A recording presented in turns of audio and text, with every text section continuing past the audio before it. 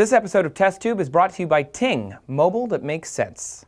71% of people who graduated from college in 2012 have student loan debt. Full disclosure, I have quite a lot, like so much.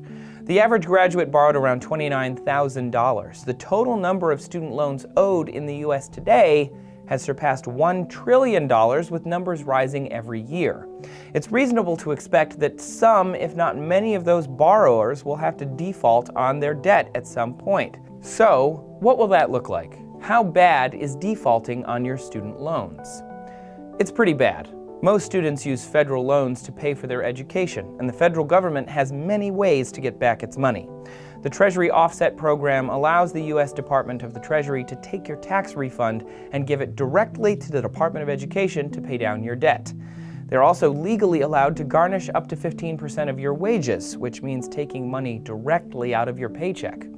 Some states also allow private loan companies to seize your state tax refund in the same way.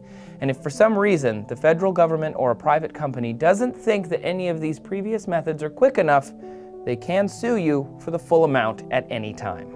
So even if you default, the government and these private companies are still going to get their money. And that's just the beginning. Defaulting on any loan will have a negative effect on your credit score, which would make it harder for you to take out money in the future, or to buy a house or a car, or even start a business. It may even affect your chances of landing a job or an apartment. And there is no safety valve that can get you out of student loan debt. Bankruptcy cannot help you. Even after you've liquidated all of your assets to resolve your other debts, you still have to pay your student loans. So you really shouldn't default on your student loans. If you are unable to pay them, but they are not yet in default, you have options.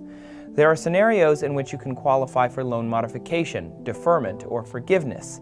It's always good to contact your lender before defaulting on a loan, since working with you to get their money back is in their best interest and yours.